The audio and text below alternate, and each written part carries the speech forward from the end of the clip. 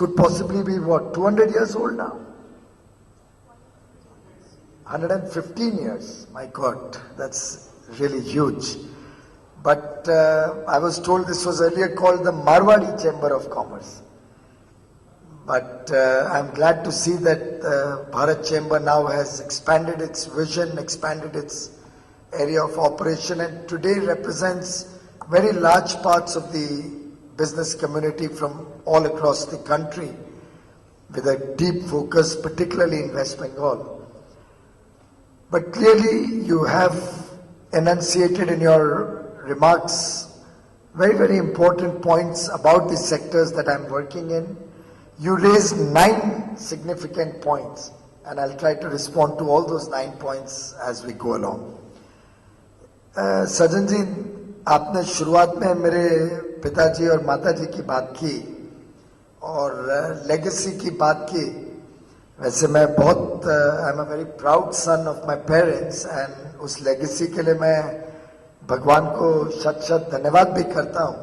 लेकिन थोड़ा जरूर ये बताना चाहूँगा कि लेगेसी का लाभ मुझे मेरे वैल्यू सिस्टम्स में जरूर मिला. लेगेसी का लाभ मुझे इस तरीके से मिला कि आप सबके सानिध्य में मुझे काम करने का मौका मिला. बड़े बड़े हस्तियों के साथ उठने बैठने का, सीखने का, उनके अंडर ट्रेनिंग लेने का लाभ मिला. लेकिन ये भी जरूर बताना चाहूंगा आपके सभी मेंबर्स को कि भारतीय जनता पार्टी का जो एक बहुत अच्छी बात है, जिस बात के लिए हम सब उस पार्टी के कार्यकर्ता हैं, वो ये है कि हर एक को इक्वल अपॉर्चुनिटी मिलती है इस पार्टी में. तो क्योंकि मैं वेद प्रकाश जी या चंद्रकांता जी का लड़का हूं, कोई मुझे एडिशनल प्रिविलेज नहीं मिला पार्टी में. मैंने पार्टी ज्वाइन की लगभग 28-30 वर्ष पहले, और शुरुआत से छोटे कड़ी से काम करते करते आगे आना पड़ा. मम्मी, जैसा आपने ठीक कहा, 3 टर्म्स के लिए 15 वर्ष तक महाराष्ट्र में एमएलए थी. तीनों बार एक सोशल वर्कर के रूप में जीत के आई. शायद वो she was a misfit for politics in the true sense of the word. She won her elections more as a social worker, and when she turned 65, she decided I would like to retire in the footsteps of Nanaji Deshmukh, with whom you have also worked, Sajanji. Just like Nanaji had retired at the age of 65 and did not accept a cabinet minister's position under Morarji Desai in 1977 with the objective of retiring and working for society. My mother also retired after she turned 65. And as is typical in our political system and culture, the party workers would go and say that let's have Piyush fight the constituency. In fact, the late Pramod Mahajan ji and Gopinath Munde ji had come home to persuade mummy to reconsider a decision, and then also suggested why not let Piyush contest. And her words were, over my dead body, let him make his own career. I don't want to leave behind the legacy कि मेरे बाद मेरा लड़का. Unfortunately, we lost that seat after she retired. But we don't mind that. At least she retired honorably. I did not start my career on the back of my mother's legacy. And similarly, my father retired from the Rajya Sabha. He completed his term in 2008. Then 6 months after that, he even passed away. But I was still working in Maharashtra in my own small way for the party at that point of time, working through the ladder. Started my career pasting posters on the streets of Mumbai, going door to door to campaign, standing and supervising the Mathadi Kamgars, putting up banners across 2 poles in the streets of Matunga or Ghatkopar, all the areas that I worked for Advani ji's constituency in 89 in New Delhi, looked after the campaign in 91 from the central office in Delhi, 11 Ashoka Road. So it's been a long journey working through the ladder, and this is the pride of the Bharatiya Janata Party. We have a prime minister with no legacy. We have a party president with no legacy. And all our illustrious leaders, if you look back, whether it's Advani ji, most revered Atal Bihari Vajpayee ji, and all the leaders of his generation, and most of the leaders of our generation, by and large, they've all come up the hard way, come up working through the ladder. And this is one unique proposition that the Bharatiya Janata Party offers to its Karyakartas, an equal opportunity for all to work. And in that sense, I would appeal to all of you also not to look at politics in a derogatory fashion, not to look at politics as something for the other person to do. I think a good polity, a political system which works honestly and works well, should be the shared responsibility of all of us. It should be a responsibility that we all are equally committed to, because ultimately the politics of the land cannot improve unless all of us work towards that improvement. Very often I am asked questions about the coal auctions, and you also alluded to that briefly. My biggest angst in all of these activities is that people have still not got used to the fundamental change in mindset of the government, that the days of privileges is gone. It's a period where there will be equal opportunity for all. And if anybody expects government to look at the interests of one individual or one individual's company or a set of people only to the exclusion of the others, I think that is the big picture difference between the government run by Prime Minister Modi and several other governments in the past. This structural change in the framework of governance to introduce the concept of good governance, where rent seeking or favors or privileges is a thing of the past. We are looking at creating a system, procedures, processes, laws which allow everybody to participate, which allow everybody to flourish, but flourish honestly. Not flourish because Sajjanji knows me and can get a favor out of me.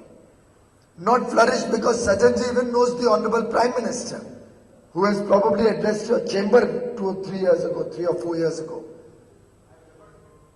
But neither can the Prime Minister nor I favor anybody in the system of government that we are trying to introduce.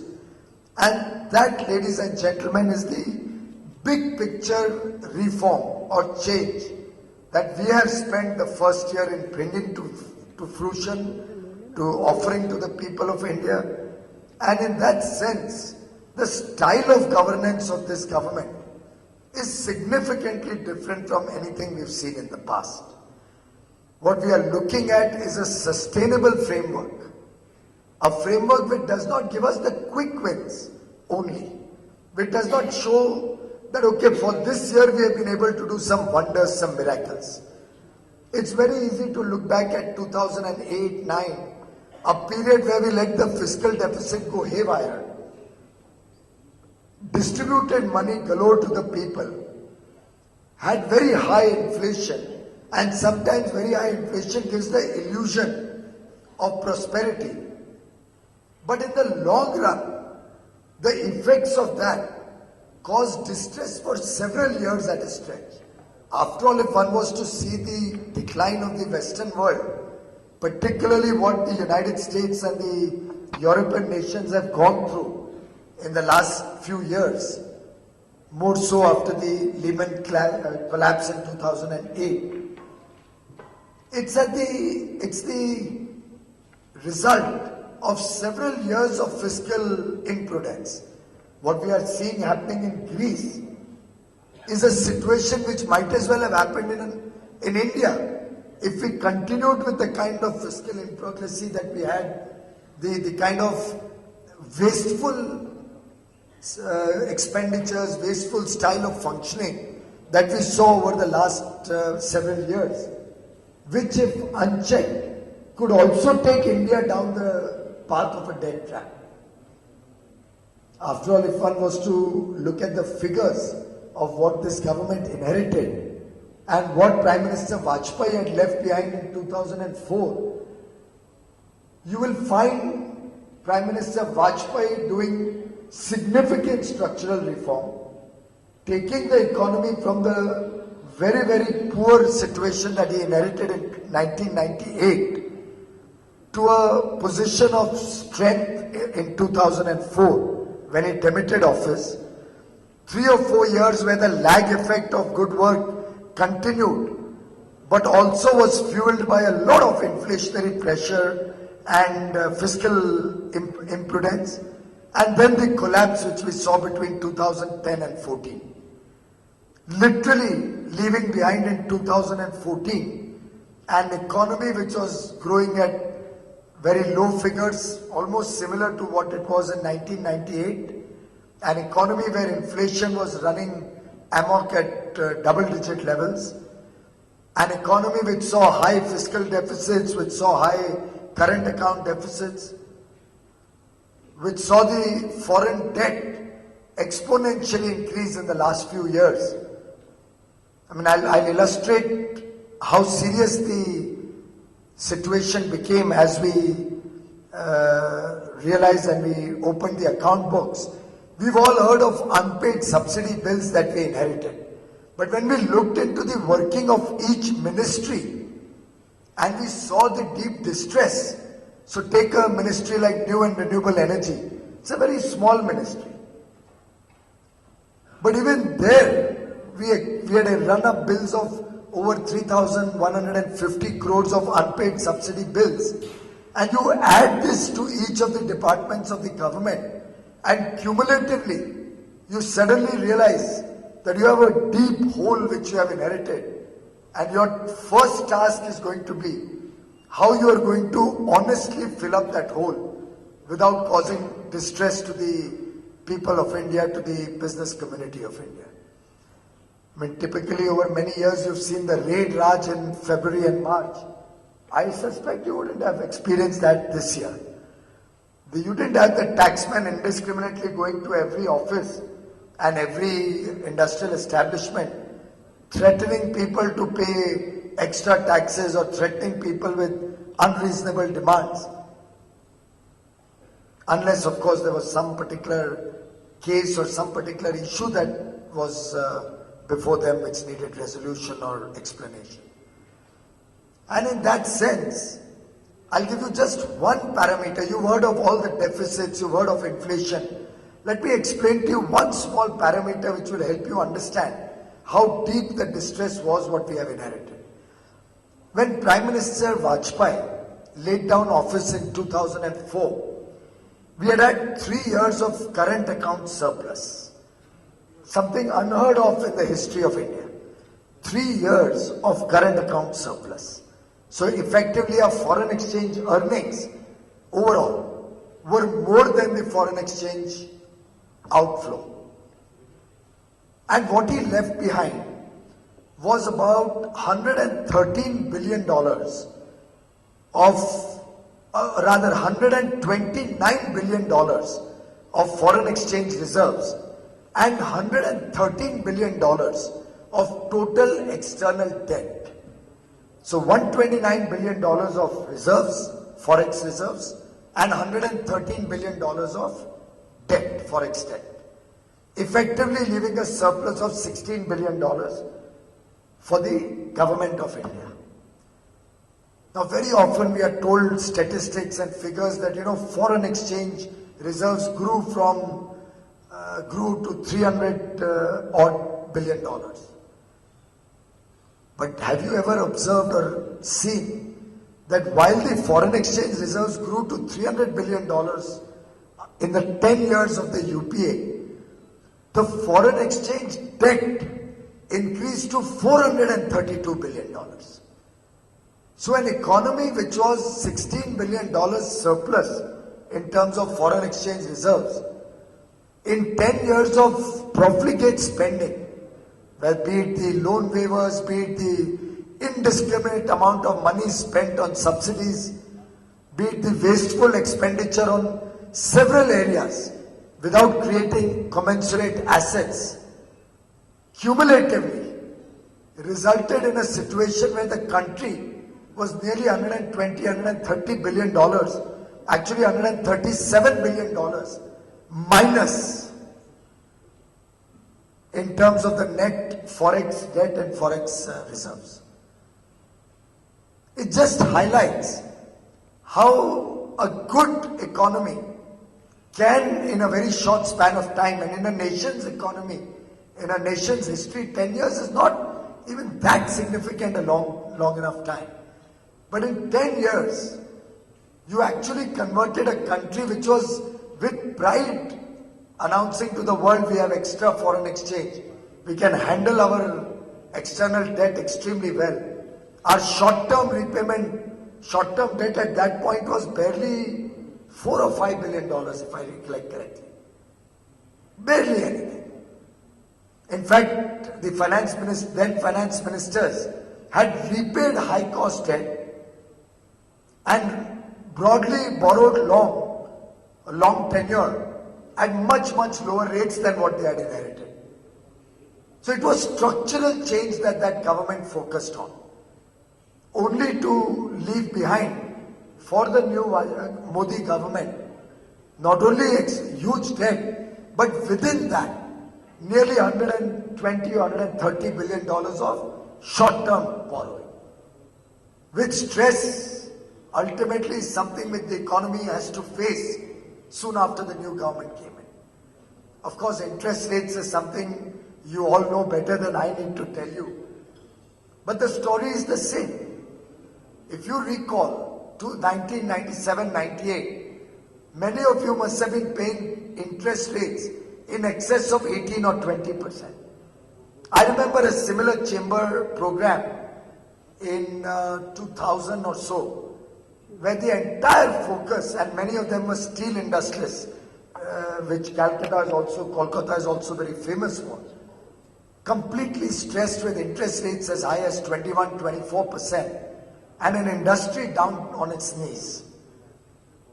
Bank rate itself at that point of time was 12.01% in 1998 when Prime Minister Vajpayee took charge. What did he leave behind in 2004? The bank rate was down to 5.71%. Many of you may recall, industries were borrowing at 6%, 7% those days. I remember my brother-in-law taking a home at a fixed interest cost of some 6 or 6.2%. In fact, floating interest those days was slightly more than the fixed interest cost, because people had the feeling that interest rates continue to go down. And in that scenario, today we are saddled with an economy which had seen some 12 or 13 increases in the interest rate in the 12, 13 or 18 months before Modi ji was sworn in as Prime Minister. And I wouldn't be surprised if most of you must be paying 12 or 14 or 15% interest in your businesses. Of course, we've seen some moderation of interest rates in recent months. But clearly, and you are all aware, the views of the government are that considering the significant improvement in all the macro parameters of the economy, considering we've been able to bring down inflation to single digit levels, wholesale price inflation is actually minus 2%. It's in negative territory.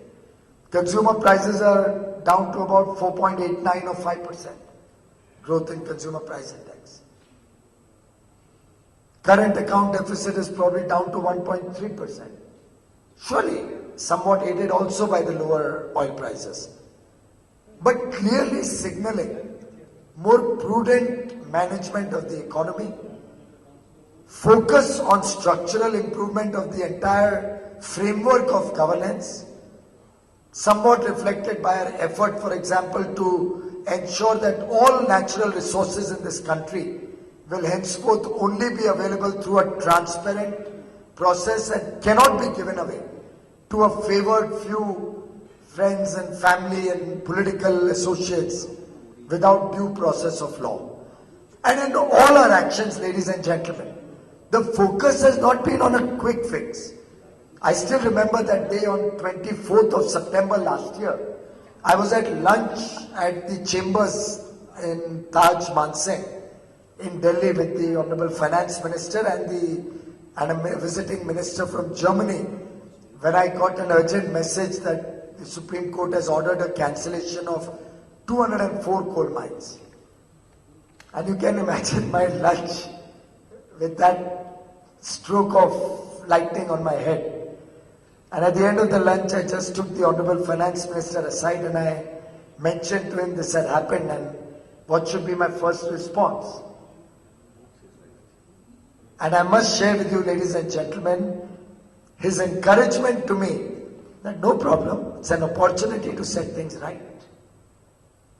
And that strengthened my resolve to take it up on a fast track, work on it with deadlines and timelines, defined timelines. And what the previous government promised to do in June 2004, but in 10 years could not auction a single mine, one mine they could not conclude an auction. Under the visionary leadership of Prime Minister Modi, we were able to do in 4 months and demonstrate to the world the potential upside of an honest and transparent government and how those benefits can flow to eastern states, the coal-bearing or mining areas like your state of West Bengal, like Jharkhand, like Orissa, Chhattisgarh, Madhya Pradesh, to a small extent, Telangana and Maharashtra, states which over the years have given huge amounts of minerals, coal particularly, which have lit the rest of the world, but have not benefited the people of these states to get electricity in their homes, cheap, affordable electricity in their homes, which has not resulted in development of their children's education, the health care of their aged parents. It is the commitment of Prime Minister Modi that ensured that every single rupee of the 3.3 lakh crores that will come in the next few years out of the coal mines which are already auctioned or given to the state governments,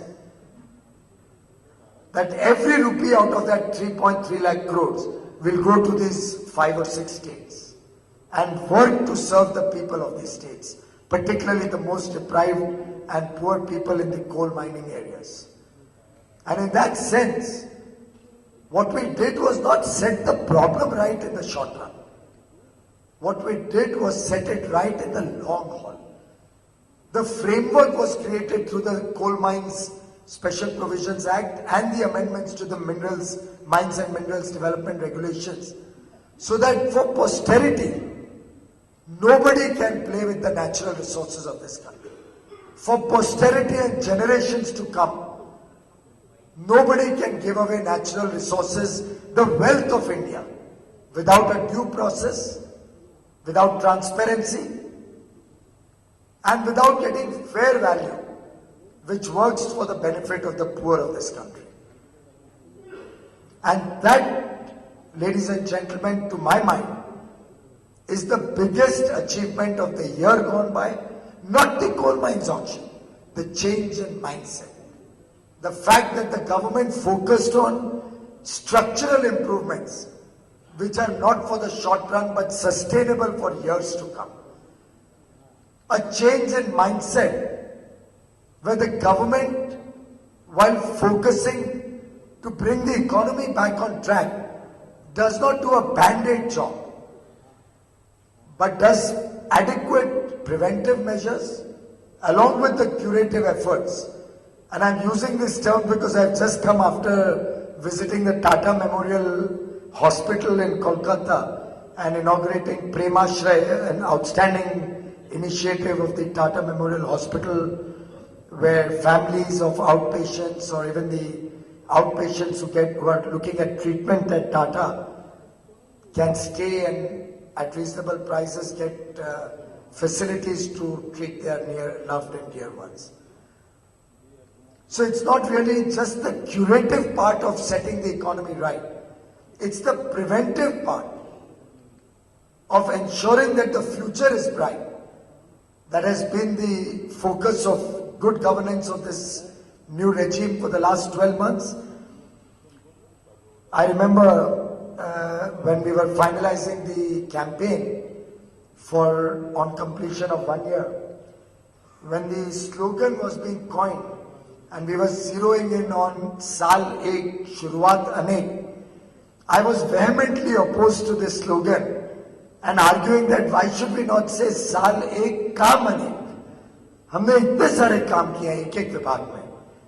Look at the amount of work that's happened in each one of the ministries in the government of India.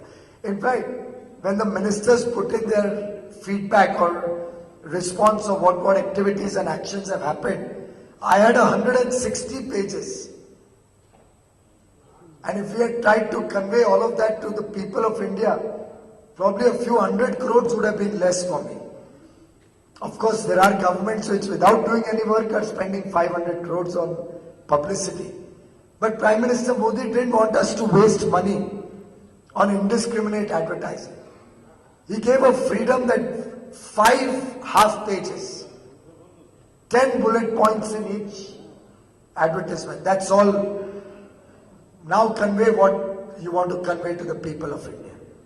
And I don't know if any of you had a chance to see some of those presentations in the newspapers during the week 27th to 31st May. But it certainly did test my press writing skills, my teams and my press writing skills in those few days. But clearly, it was very difficult to encapsulate everything, to tell the people all the work that's happened.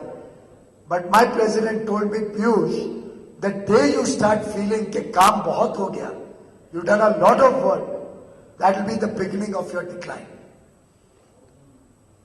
As much work as you do, it's going to be inadequate for the people of India. We have 1 billion people aspiring for a better quality of life. We are here to look after the interests of that billion who have hopes, who have high expectations, and justifiably so. After all, you only expect something from somebody who can give, who can deliver, whom you trust.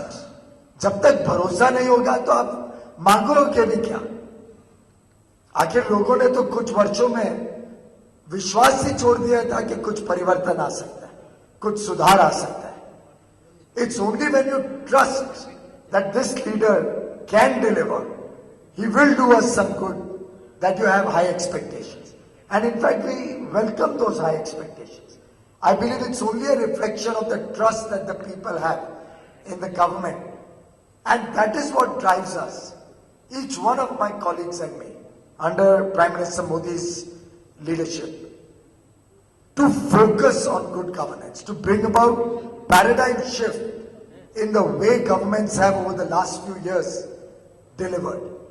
And that, to my mind, has been the way we have looked at each one of the items that came before us. I, for one, have had a set of 10 commandments on which I have tried to work around my ministries. I've tried to do a root cause analysis whenever anybody flagged off any problem to me. So if any of you may have sent me a request or a problem, I may not have responded to your individual problem. And as a matter of principle, I have stayed away from looking at each individual problem as in isolation. I had instructed my department, every issue that comes up, kindly do a root cause analysis. Let's see where the problem lies. If there is a problem in the process or in the procedure or in the law, let's set that right.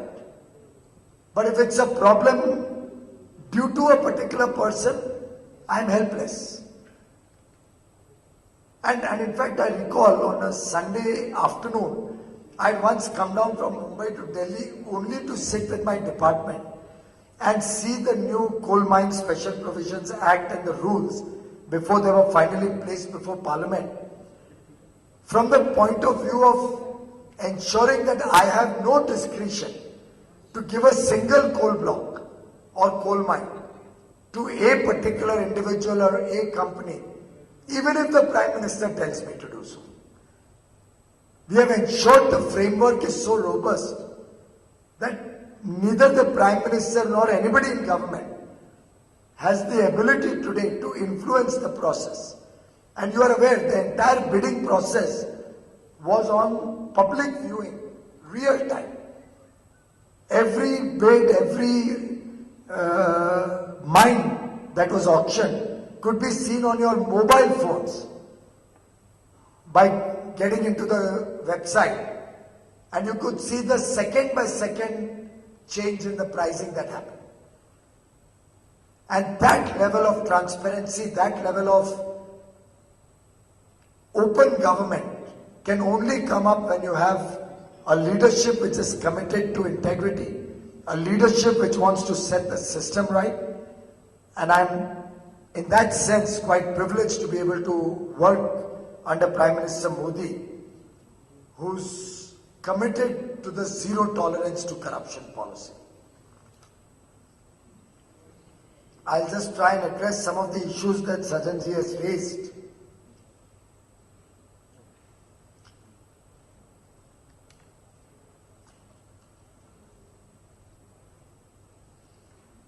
There's never a free lunch, so he's fed me a delicious lunch. I'll have to make sure I do full justice to the program today. But Sajanji talked about coal for the power plants without PPA. It's a very valid point.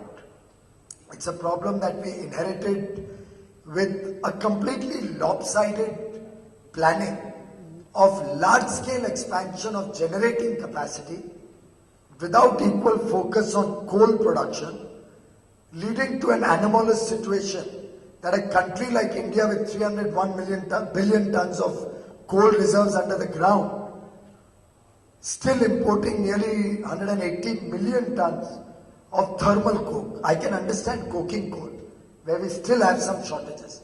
Though I do believe if we had invested at the right time, we could have by now explored more coking coal also, and I'm committing myself to do that. But the fact that we are importing 180 or 200 million tons of thermal coal is a matter of insult for the nation. And when I took charge, and I remember my first Coal India review was end of June, 29th or 30th June in Kolkata, where the magnitude of the problem was first evident to me. And Coal India, the monopoly, the public monopoly, had actually grown in terms of production from 2010 to 14, in the 4 years before I became minister, by only 31 million tons. So it had grown from 431 million ton production in the year 2009-10 to 462 million ton production in the year 13-14. 4 वर्ष में cumulative growth 31 million ton. That was completely unacceptable to, obviously, the new leadership. And we focused our energy. And mind you, there's no change. It's the same officials, the same employees, the same workmen, the same management, which produced 32 million tons extra in the last year, 2014-15. Of which in the 2 months before I became minister, growth was 3 million tons. And in the next 10 months, it was 29 million tons. We added more coal to Coal India's production in 1 year than it was added in 4 years before that. And I'm delighted to inform you, ladies and gentlemen, that this year we will grow by over 55 million tons in Coal India's production. In fact, against a target of 11%, if I share with you the production growth up to yesterday, I should have received the message by now. I get my daily update. So if you want, let's say 30th June,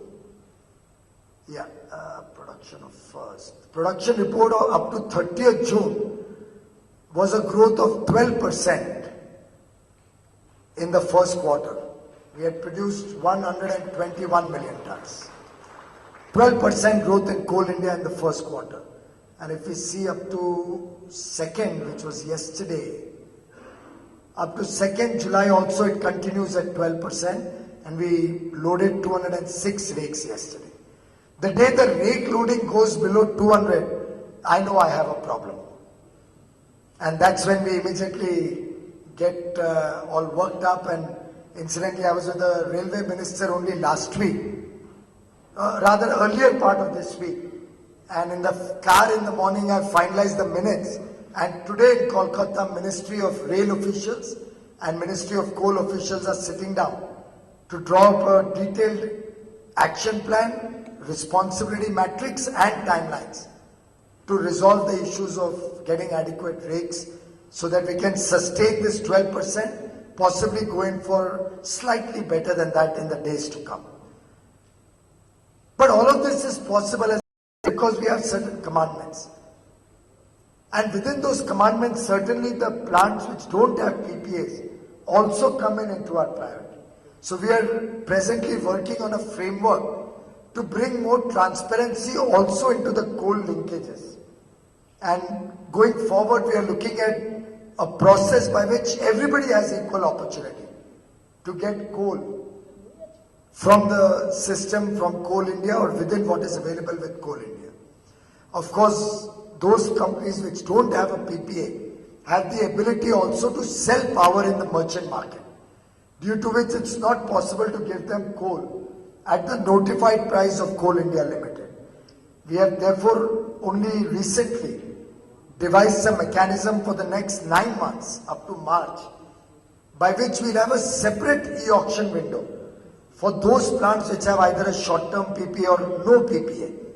And in that separate window, we'll allow these people to compete with each other and bring in transparency and level playing field for all of them, so that you're not competing with somebody who's bidding for aluminium or zinc and has ability to bid very high, but we're trying to keep the bidding within the peer group of power plant producers. So we'll have one window for those who have long-term or medium-term PPA, where the reserve price may start at maybe Coal India price plus 20% and then let the bidding take place. And those without a PPA or only a short-term PPA could start bidding at Coal India price plus 40% as the base price. Because they have the ability to sell in the merchant market without a commitment to give power to the DISCOM, which has been discovered through a competitive bid. The idea being throughout to bring in transparency into the system at some stage. If the transparency was brought in at the power purchase stage through bidding, then we can look at giving coal through Coal India. If the transparency is not there because there is no PPA, then we'll bring in transparency at the coal supply stage. Therefore, bringing in a level playing field for everybody. But we are seized of this problem. For the immediate term, we have taken a decision already, and then we are working along with industry representatives. I'm meeting all the industry people on the 8th in Delhi with the Association of Power Producers, bankers, all the stakeholders to discuss the renewable energy plans and also to see what the stalled projects, what stress they are facing and how we can help them resolve them. We spoke about UMPPs. We have already got the Pratyush Sinha committee report, which the department is currently studying, and very soon we'll come out with new bidding guidelines, which will take care of the interests of all stakeholders, particularly the bankers, because when the bankers told me they are uncomfortable lending to UMPPs, is when I realized the only people left bidding were the public sector undertakings. And the entire purpose of opening up the sector to more competition would be defeated if we gave contracts out on single bid, is when we decided to have the ex-CVC Pratyush Sinha, a very illustrious civil servant, look at the entire UMPP document and bidding process afresh, and I'm happy to inform you that we have his report, which will soon be taken up for finalization.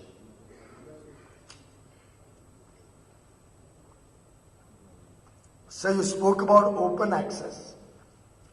You must appreciate, of course, DISCOMs have severe financial stress, And in the next few days, I'll be notifying. We already have a committee under Secretary Power looking at it. But in the next few days, I'm hoping to have a more high-level committee focused totally only on the DISCOM problems. But you will appreciate India is still a poor country. We still have farmers who need some affirmative action. We still have people below poverty line. We still have small consumers, small households. And a little bit of cross subsidy to support them, I would think is quite justified. Even with the higher tariffs that industry or commercial establishments pay, we are still amongst the cheapest anywhere in the world in terms of power tariff. And in that sense, adding to the DISCOM stress because of open access to large industry may not be feasible in the very near future.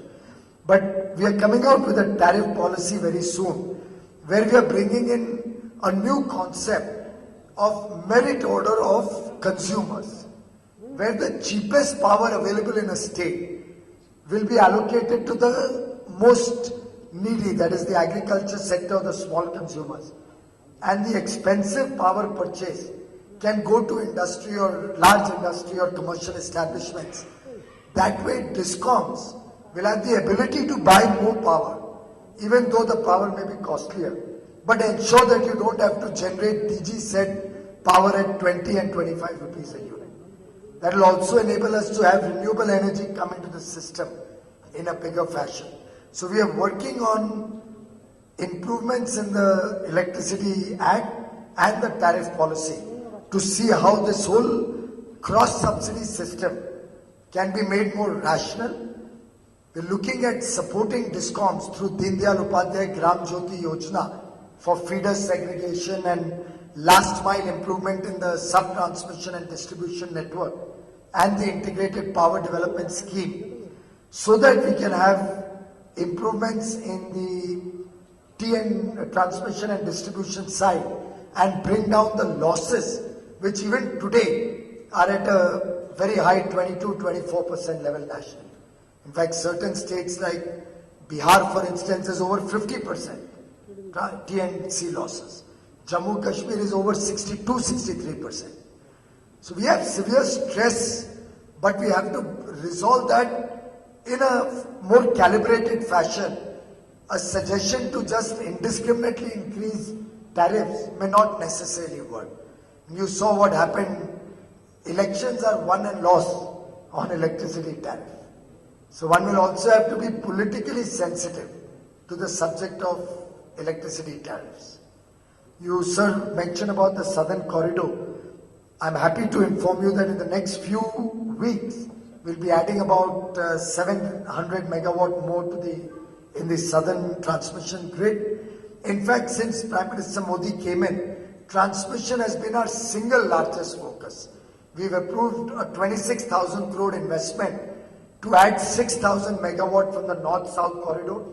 We have approved 10,000 crores for the northeastern states and Assam, the 8 states of the northeast, to expand the transmission network in these states. And in the next few months, within this year, we are looking at bidding out 1 lakh crore of transmission work. 100,000 crores of transmission work. If any of your members are in the business of transmission, now is the time to scale up. Huge opportunities coming up in the transmission grid. We are planning for transmission not for 2 years, 5 years, but we hope to start planning for transmission for the next 15, 20, maybe even longer period, towards which the Niti Aayog has set up a working group which is focused on the energy security of India, and transmission will be an integral part of our energy security. The distribution sector reforms clearly are a priority. As I said, the DISCOM stress is something I'm very seized of. I'm working with different states to prepare state-by-state plans to provide 24/7 power to their people, which in any case needs a vibrant and strong DISCOM distributing the power. So we are working with a state-by-state plan, because I genuinely believe there's no one-size-fits-all. We'll have to have a more practical state-wise formula or action plan which can help us to turn around the state discoms. We are working aggressively on that. I normally put all our action agendas on the website, and I'll be delighted if you and your members take the pains of looking at what is happening in the various sectors under me. In fact, I'll share with you, I called all the transmission people, players, to come and make a presentation to me with what their problems were. And I can tell you sadly that decisions we had taken even 30 or 40 days before that meeting and put up on the website were not known to the players in the transmission industry. So the very first slide they put up asking for a resolution was a decision I had taken 40 days before that meeting. So I do believe there's a lot happening which, if communicated to all your members, can help people also plan their business plans. For example, energy efficiency, to which you alluded to, is one of our major thrust areas.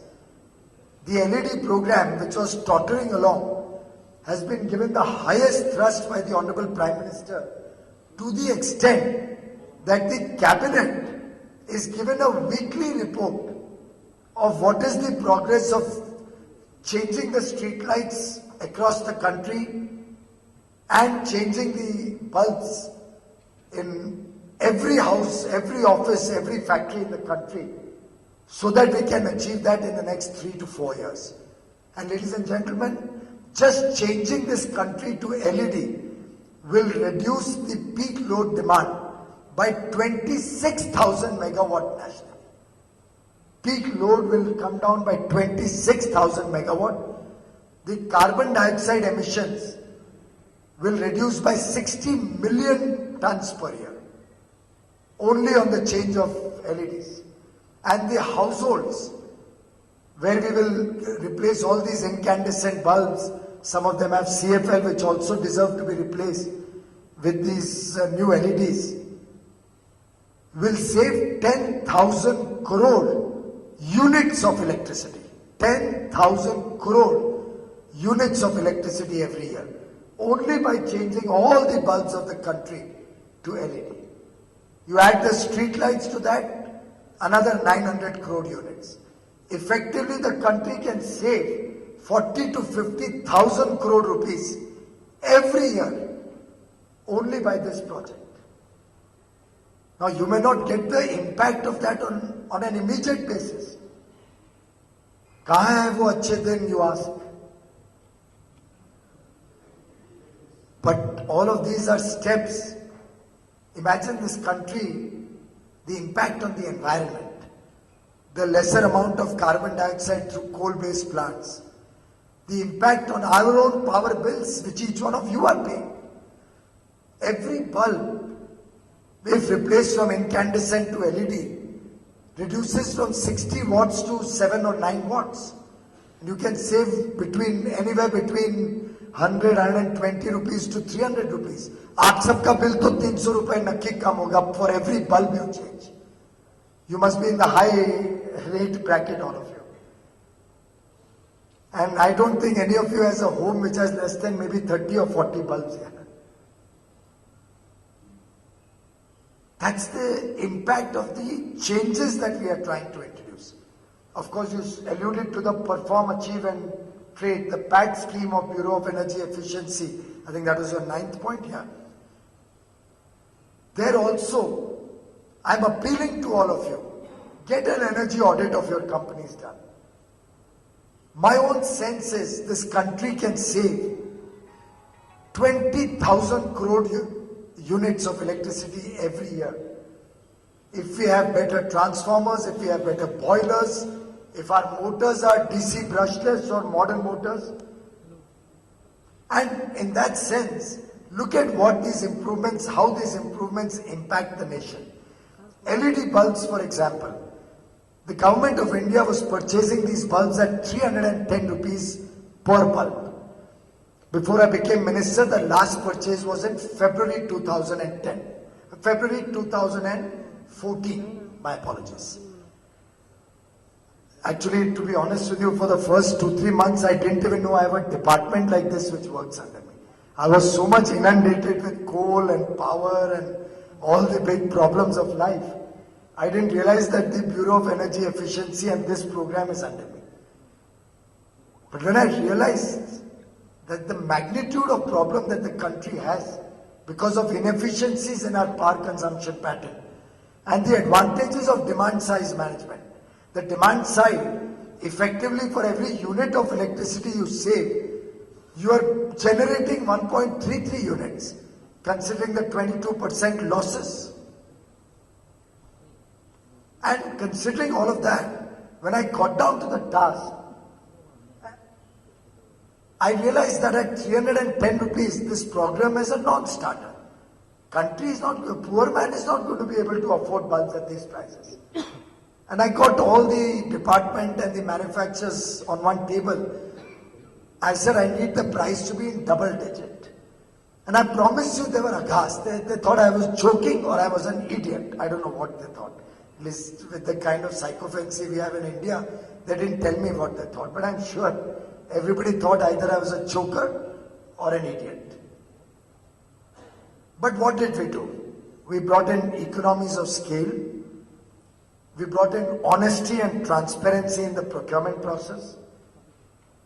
We understood the problems of the suppliers in terms of payment terms, in terms of warranties, all of that. We understood leakages which privately people would come and tell me in my ear in terms of corruption. We brought in some innovative financing models, improved the process, made the entire purchasing through reverse e-bidding completely transparent and honest, started paying 100% of the bills on the 30th day, maybe even earlier sometimes, but keeping a bank guarantee for quality assurance, did not compromise even 1% on the technical specs. Mind you, the technical specs or the qualification criteria were not compromised at all. And we had a price discovered in September 2014 at 215 rupees, in November 2014 at 149 rupees per bulb, in February 2015 104 rupees per bulb, and I still have the message apologizing to me that we haven't met your target in February of this year. On March 16th or so, I got the pleasant message that the last purchase in March 2015 was at 81 rupees 93 paisa. And then the good news is that the last purchase in June has come down to an average price of 74 rupees. I can't make up my mind whether the target should be $1 or 40 rupees. Maybe time will tell. But all of this, ladies and gentlemen, is possible only with your support. As I said earlier, all of this is only possible if we can have honesty and integrity in the system. We can work together as partners. You look at larger operations, bigger picture. Maybe compromise a little bit on your profits, but do the job honestly. And we can change this country, we can change the future. We can leave behind a nation where 1 billion smiles glowing in 24/7 power. And children will not have to study under a street light, which my late father had to do 60 or 70 years ago. And that's the kind of dream that actually encourages all of us to work faster, better. So you spoke about the solar mission. I don't think there is any comparable program in the world which has a target to increase its solar capacity from 3,000 megawatt to 100,000 megawatt in 7 years. The cabinet has given approval. And ladies and gentlemen, just to tell you how this cabinet works, how Prime Minister Modi works, we approved the 100,000 target, solar target, 2 weeks ago. And at the end of the item agenda, he said, next cabinet, I want you to tell us how you're going to achieve it. And in the last cabinet meeting, the Secretary New and Renewable Energy, made a presentation how 100,000 megawatt is feasible, will be achieved, and we are committed to doing it. And that's the kind of evaluation, monitoring and accountability that Prime Minister Modi expects from all of us and to which we are committed. Hydropower, sir, has huge potential but is going through severe stress, particularly with the active environmental concerns that are there across the country. My honest opinion is that the hydel projects are going to take some time to kind of get back into full stream. Environmental studies, impact assessments, detailed basin-wise studies are going on. We are working closely with the Environment Ministry and Water Resources, Power and Renewable Energy. All are working as a team to see what is the potential upside going forward. But we will only take that on a mission mode after we are ensured and assured that it will have no negative impact on the environment. Issues like the Arunachal Pradesh Assam problem, the Subansiri project, which is now stalled for nearly 4 or 5 years, are problems which the country is paying for. After all, 6,000 crores have been invested and are idling for the last 5 years. Teesta has been stuck for over a year and a half or two. Fortunately, I have found some resolution of Teesta, and in the next few days I am hoping to announce a solution to the Teesta problem. We are taking up each issue by issue, prioritizing them, setting them right before we go in for a massive scale up on that sector. And lastly, you spoke about waste heat recovery. I think let's change the mindset from soft loans and incentives and capital subsidies to a mindset of becoming self-reliant. After all, we can't do 100,000 megawatt of solar or replacing 700 million incandescent bulbs in India with LED on the back of subsidies. Government doesn't have that kind of money, and in any case, there are only two ways of having that money. We can either tax you more, or we can print more notes and add to the fiscal deficit and inflation. Both of them are not acceptable. Let's try and make each of these, as we did in the LED project, stand on their own feet, sustainable projects, economically viable, technologically superior, and let's all of us work as a shared responsibility. After all, the nation's future, meeting the aspirations of 1 billion people and leaving behind a clean and green planet for the next generation cannot be the responsibility of Prime Minister Modi alone. It will have to be a shared responsibility of all of you, the people of India and the government of the day.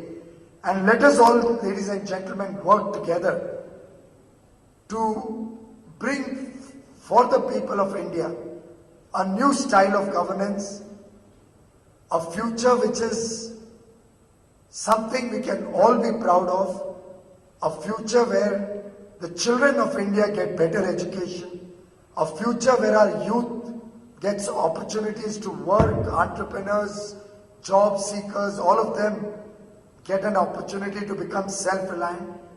And I invite all of you to partner us in this initiative. Thank you very much.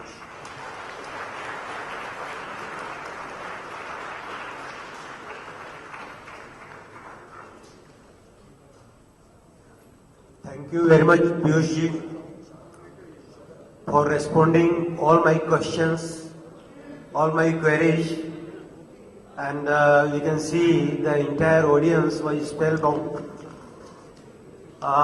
Friends, we have consumed the entire time, but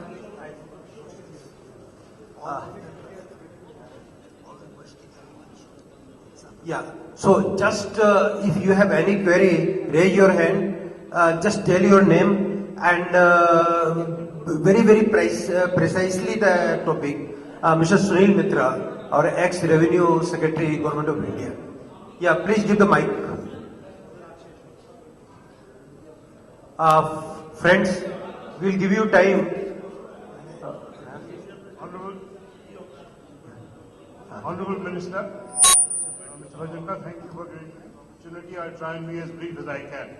Honorable Minister, I have a few points to make. I'll be brief about them. The first is that congratulations to you and to your government for bringing in transparency and efficiency as an objective, and of course honesty and integrity. Minister, I would like to ask you. I would like to share with you a serious anomaly that's going on presently. India at the macro level is having the best macroeconomic fundamentals in the country today, be it inflation, be it your deficits, be it commodity prices, we are having the best. Yet, corporate India is not responding to this set of fundamentals in the way they should. Because, as you know, corporate earnings are at rock bottom and investments are just not happening. I mean, the bank credit offtake by corporates is at a low. The RBI statistics on the capacity utilization in the country is at 52%. So, Minister, there's something seriously wrong there. Number two, this is power. Now, West Bengal, as you know, has done very good power reforms. You would probably be aware of that. I was power secretary in the state when we went through this in 2007. We corporatized the business. One of the things that we did could be used. It's not my intention to advise you about this, but to share an experience. Because the power sector the power distribution utilities, businesses, have gone through two heavy financial restructurings. One in 2003 when the Electricity Act came. Okay, just a second. I just want to tell you that you will have to do another bailout of the utilities sooner or later. When you do that, if you could only insist that they should do a shadow mode compliance with the listing norms so that the corporate governance in these utilities becomes better, that's something we did in West Bengal. Just a quick reference to 3 or 4 issues that are pending with West Bengal. One is the coal linkage for the NTPC Katwa power project. Minister is asking, you make a note and give to him. Email it to me. Then will you guys use the Vajanka share? Now I'll get it from the... Yeah, that will be better because only we have 10 minutes now. So we have to conclude within 10 minutes. Any other question? Piyush will answer the questions together. Just your question only. Very honorable Minister. My question is very simple. We have the 540 megawatt of power plant in Jamshedpur. After resolving the coal problem, the biggest issue is the biggest issue is we have a power plant of 540 megawatt in Jamshedpur. The biggest problem of the eastern part of generator that the southern corridor is not there. Similarly, in the state of the eastern part of India, the cross subsidy is very high. Like Bengal, the cross subsidy is 40-50%. So there is a question how to resolve it, sir.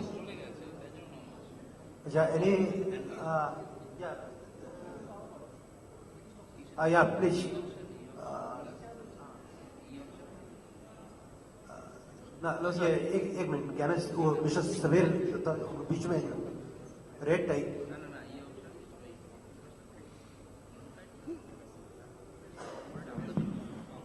Sameer G be precise I will be very short, but the subject is large, but I just would mention the subject. During this entire discourse, to a little bit to my surprise, mic थोड़ा मुख के पास ले change the mic, change the headphone.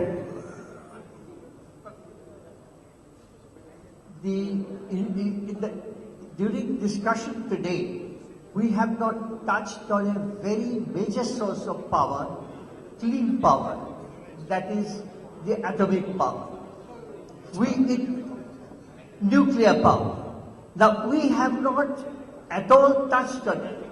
Now, countries like France or many other countries have even... Samir ji, nuclear power is not under him, but he will try. I will begin very, very brief. Now, the issue is, in our country, this has become a political issue, but it is a very, very important issue which should be addressed. I have even talked to nuclear scientists of all India review, who feel that Sir, it is safe. please, we don't have time, no suggestion. So Ganesh Chaudhary. Yeah. And then that side for ladies from Millennium Ma'am. I am here. I'll just give you a chance. Ganesh.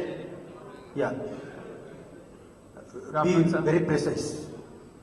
So having interacted with you at whether it was anti-dumping deposition or the CEO conclave at the RE Invest, I know that with the leadership and stewardship, you've driven the national solar mission or the renewable mission. It's wonderful to see that. My only concern lies within the aegis of the Make in India and the digital drive just this week launched by Honorable Prime Minister, along with the renewable plans of 170 gigawatts by 2022. As manufacturers, we look forward for some more support in terms of how we can combat the backlash from China and how we can, we are competitive, but because of as you pointed out, interest rates and things like that, it's a challenge. And we definitely look forward to more inputs and how we can make this happen. Thank you, Ganesh. Yeah, ladies. Sir, am I audible, sir? Yes. We are from an organization, Millennium Ma'am. It's a ladies forum, and we've done a thorough research on power sector. So, I would like to ask you, sir, fiscal deficit, current deficit, and power deficit. These three words, even you must be dreaming to replace it with surplus. So, from your side, sir, when can we see India to be in power surplus? And we just read that we have a new transmission line to Bangladesh.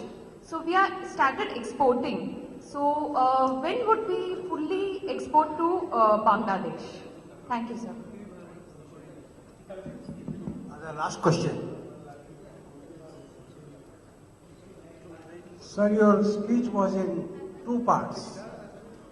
One was the political, another was on your ministry. So kindly allow me to ask my question also in two parts. One little political and another on the coal ministry. So the Prime Minister has assigned you most of the sensitive departments, coal, energy, renewable energy.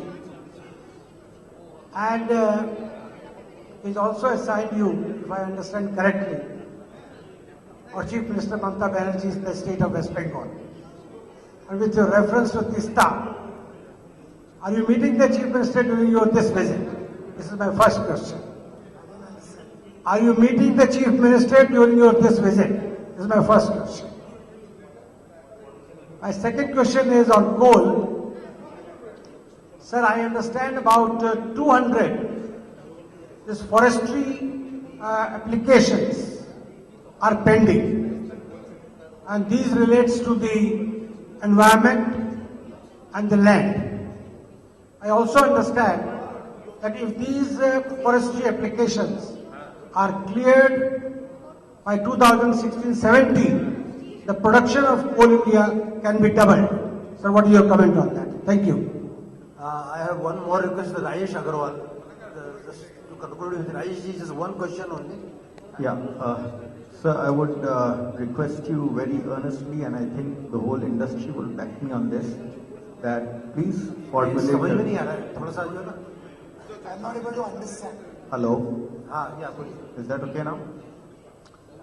It's a request that please formulate a policy where tariff orders cannot be implemented with retrospective effect.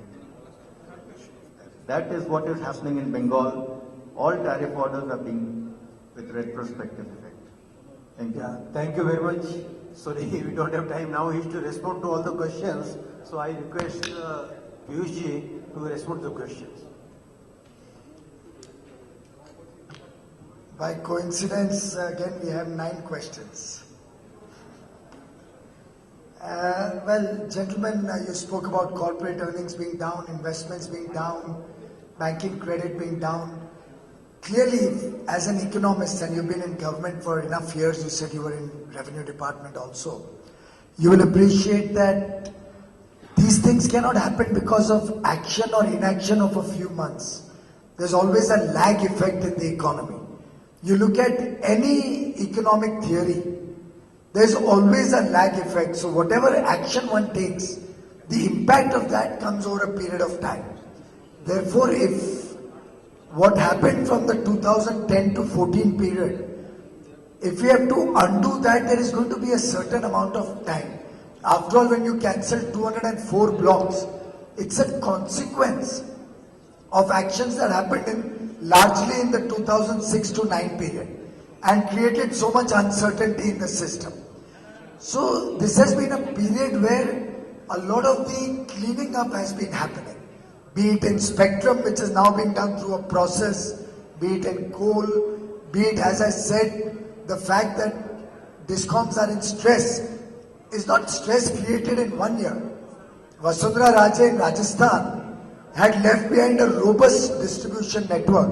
From 2008 to 13, in 5 years, 65 to 70,000 crores debt was accumulated and losses were made. Now when she comes in 2013, she is grappling with 15,000 crores of losses every year. It's going to take her some time to sort it out. So what I'm trying to say is that these are things which, as I said earlier, the structural framework is being set right. Now you will see the impact on, as interest rates also are showing the tendency to come down, increase in banking credit, banking systems. You all are aware how banks were indiscriminately lending even without equity capital.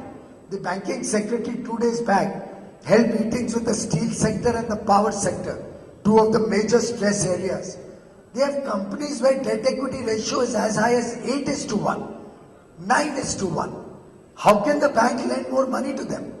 But over the years, the system was that you get a phone call from Delhi and you could always get an additional loan. Prime Minister Modi has stopped all of that. And now they can lend, their lending decisions have to be on the basis of fundamentals. You will have to bring in your equity capital before you can get more loan. And gone are the days of the bank loan becoming the banker's responsibility, not the industrialist's responsibility. I'm sure you have all heard that a poor man who borrows 1 lakh or 5 lakh has to have the stress of repaying that loan, but the borrower of 5,000 and 10,000 crores gets away with murder because then it becomes the banker's responsibility to keep him afloat. We've heard that over the years. It's the first time that we are telling the bankers that if a person is not bringing in equity, he doesn't have earning capability, he has run his business without judicial processes or injudiciously, then let him face the consequences. So this is the changed mindset, which for many businessmen and industrialists also is very difficult to accept. So we get a lot of bad blood also. कि अरे ये क्या अच्छे दिन हुए हमने तुमको सरकार में लाए और हमको तो बैंक से लोन ही नहीं मिलता है. अगर बैंक का लोन क्रेडिट वर्दीनेस हो आपकी कंपनी की, फाइनेंशियल्स ठीक हो, बैलेंस शीट ठीक हो और या पोटेंशियल कम से कम ठीक हो, so there is no shortage of funds, but there is no political interference anymore. And I think we will continue that way. We want to bring honesty into the system. Short-term stress is better than long-term collapse of the Indian economy. As far as power, another bailout, there will be no bailout. You can forget about that. We are trying to again set the structural things right. ताली दो हाथ से बजेगी, उनको अपना घर ठीक करना पड़ेगा. और अगर ये TNC losses, correct processes of billing, revenue collection on billing, उन सब चीजों पे हम ध्यान दें, तो मैं समझता हूं जो एक टिपिकल माइंडसेट है कि दाम बढ़ाओ, बिजली के दाम बढ़ाओ, that is not the only answer, and that is not the answer everywhere. Maybe in some places they are unreasonably low, but कोई अगर आप सोचे कि किसानों के ऊपर बोझ बढ़ा दो या गरीबों के बिजली के बिल बढ़ा दो, तो उसमें I wouldn't say राजनीतिक compulsion, I wouldn't call it political compulsion, I would call it human compulsion भी आता है. So we will have to balance the human aspect while taking these decisions. Sir, your cross subsidy issues again related to the fact that the poor of India are still not in a situation where they can afford larger bills. आपको जानकारी लेके बहुत हैरत होगी. New Delhi, and you know one of the major planks of the last election in New Delhi. 27 lakh out of 40 lakh consumers there consume power less than 200 units a month. Less than 200 units. 27 lakhs out of 40 lakhs. Another 9 lakh consume between 200 and 400. So 36 lakh consumers are small consumers. Right? Their price was, for the up to 200 units, the price was 2 rupees 80 paisa. It was 4 rupees less 1 rupee 20 paisa concession already available. A promise was made to cut it to half. But half was not done from 280 to 140, it was from 4 to 2. So they only got 80 paisa benefit. And the average consumption of these 27 lakh consumers was 80 units a month. 90 units a month. So 80 paisa into 90 units average, the saving in bill was 72 rupees a month. But even that was valuable. And look at the impact it had on the people. 72 rupees. So the cross subsidy issue is something which is a real problem. We will have to focus our energies on efficiency and better utilization of assets. And I think there lies the solution. So I'm trying to see how we can expand coal production, keep coal prices down. Can we increase PLF to 90% plus so fixed cost comes down? Can we reduce distribution losses? Those are the ways we'll have to turn around this sector. So nuclear power is not under me directly, but the Prime Minister is working on it very actively. We are working with several countries in the world. Many states have opposed it. We are having a dialogue with them, trying to find an amicable resolution so that we can carry the people of India along and set up nuclear capacities wherever it is economically viable and socially feasible. Considering its real impact on pricing and the environment and the local population, we will resolve the issues, and we do hope to actively get into more and more production of green, clean power through the nuclear sources. Of course, the Make in India program, I myself, yesterday your colleagues were with me in my office. Rahul and many other, Tata Power, Mozaper, Subramanian, many people had come to meet me. I think we are meeting on the 30th again, if I'm not mistaken. So we will continue to have a dialogue with all of you. Wherever there are inverted duties, whatever we can do, I'm committed to supporting the Make in India, and gradually we're going to see more and more manufacturing being set up in India. I would urge you also to look at economies of scale, look at efficiency of technology and better management so that we can keep the pricing competitive. Because all our life we'll not be able to support through affirmative or subsidy support. Ma'am, very good question raised by you. I must compliment all the ladies in your team for taking interest in such a drab subject. I thought it was something only that we were concerned about, but my compliments to you and your colleagues. In fact, I would love to see the outcomes of your studies, and I'll greatly value if you can mail it to me. But I promise you, it's the mission of my life. I will feel blessed the day I can announce to the world that every home, every industry has 24/7 power. I stand committed to do it by 2019. And mind you, I'm not talking of the way it was done in the past. So I'm not talking like earlier it was that if 10% of the homes have electricity in a village, it was said the village is electrified. So you have villages where a pole has come up to the village, hardly any power in anybody's home, and that village is considered electrified. That is what I've inherited. Nearly 28 crore people without electricity access.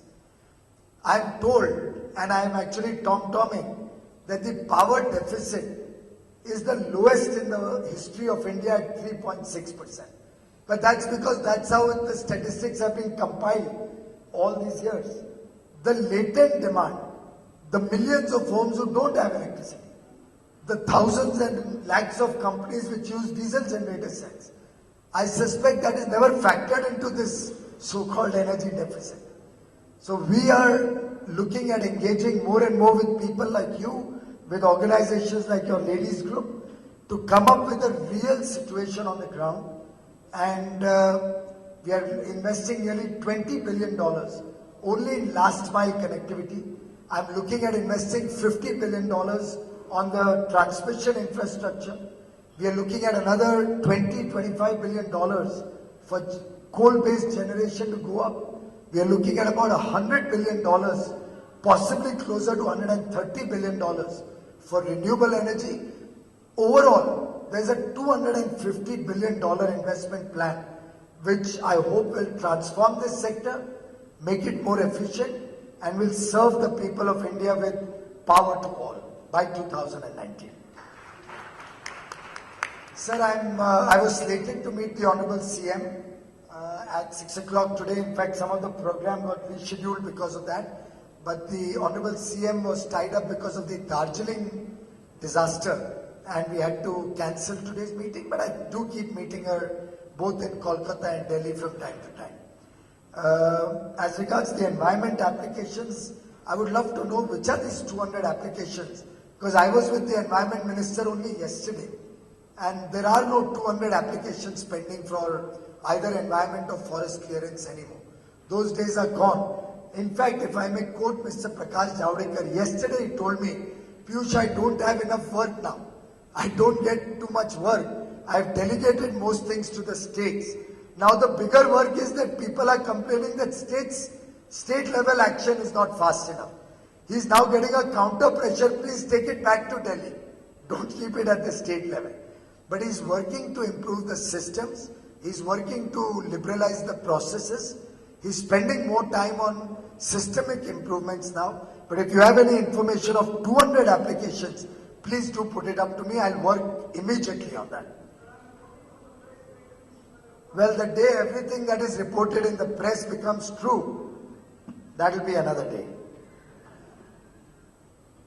And as regards tariff orders with retrospective effect, it is also something to do with the state governments not filing their tariff orders or requests for tariff orders in time. States are required to file in November for next year's tariff orders. Most states don't do that.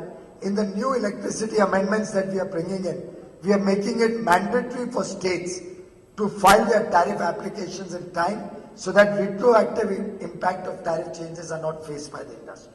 Those were the 9 questions. Thank you. Thank you. Thank you, Piyushji. Ladies and gentlemen, press, friends from the media, please can you go backstage? We haven't finished our program. Friends from the media, I have a request for you. Please, can you go to the side? We have to do something more in the program. Ladies and gentlemen, it would be an excellent opportunity for Bharat Chamber of Commerce to take this opportunity to present Honorable Minister with a token of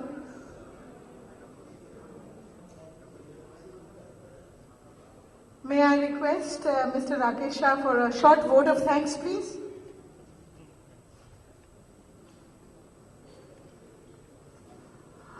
Good evening, everybody. Friends, I have been given a very solemn responsibility of thanking the Honorable Minister. May I request you to be a little patient, be on your seats. Honorable Minister, sir, congratulations on transforming the whole India. That's my first statement to thank you. It's a privilege for me that I have been given the responsibility of thanking you for sparing your valuable time to be with us today. Your inspiring speech today has outlined the steps the government has been taking to make India a power surplus country and also a power efficient country. So the concern of the industry is high cost of power, and I think the steps you're taking are in these directions. Sir, you mentioned about the amendment in the Electricity Act. I hope the regulatory commissions are made more powerful so the interest of the consumers are protected better. So kindly consider extending a special tariff for the export-oriented units at par with the other competing countries so that we could be competent in the international market at this juncture when number of economies are suffering from stagflation. Ladies and gentlemen, I thank you all and my members from the Chamber for your presence and contribution to the success of the event today. I also thank the members of media, both print and electronic, for their presence, and I hope we'll get the same coverage. With these words, ladies and gentlemen, may I request you in joining us to propose to thank Honorable Minister with standing acclamations. Thank you.